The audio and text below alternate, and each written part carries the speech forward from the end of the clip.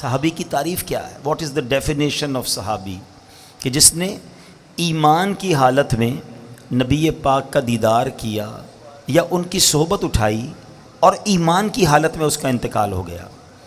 اچھا، یہ درجہ جب مل گیا کسی کو تو کیسا درجہ ملا کہ دنیا کا کوئی غوث، کوئی کتب، کوئی ابدال، کوئی ولی وہ کسی صحابی کے مرتبے تک نہیں پہنچ سکتا۔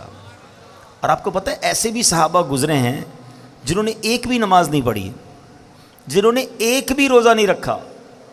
جی ہاں، یہ کیسے ہوا؟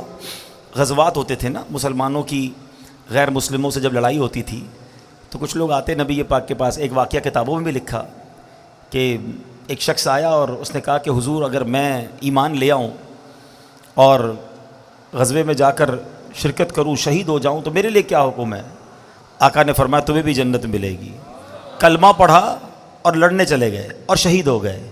کوئی نماز ہی نہیں پڑھی، کوئی سجدہ ہی نہیں کیا، لیکن چونکہ دیدار مصطفیٰ ہو چکا تھا، ایمان کی حالت میں جلوہ جانا دیکھ لیا تھا، تو کروڑوں نماز پڑھنے والے، سجدے کرنے والے، لاکھوں عبادتیں کرنے والے ایک طرف، اور جس نے جلوہ جانا دیکھ لیا اس کا مرتبہ ایک طرف۔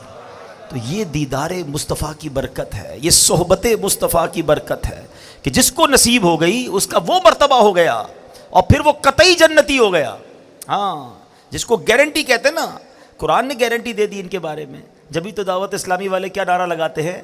ہر صحابی نبی، ہر صحابی۔ ہاں، اس میں کوئی کیٹیگرائز نہیں ہے۔ بے شک صحابہ میں مرتبے بہت بلند ہیں، عشرہ مبشرہ کی بات اور ہے، پھر بیت رضوان والوں کی بات اور ہے، اصحاب بدر کی بات اور ہے، لیکن کوئی بھی صحابی ہے چاہے وہ چند گھنٹے، چند منٹ پہلے مسلمان ہوئے ہوں، مگر چونکہ جلوہ جانا دیکھا، صحبت مصطفیٰ اٹھائی، تو وہ درجہ مل گیا کہ زمانے کا غوث بھی اس کا مرتبہ نہیں پا سکتا۔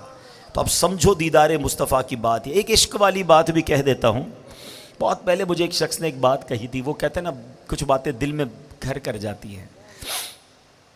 انہوں نے ایک بات کہی تھی کہ مدینہ شریف میں ملاقات ہوئی تھی اور انہوں نے ایک جملہ کہا کہ پتہ ہے کدھر آئے ہو؟ مدینے جاتے ہیں لوگ، شاپنگ کر رہے ہوتے ہیں، ہنسی مذاق کر رہے ہوتے ہیں، گھوم پھر رہے ہوتے ہیں۔ انہوں نے فرمایا پتہ ہے کدھر آئے ہو؟ اگر 1450 سال پہلے آ جاتے تو صحابی بن جاتے۔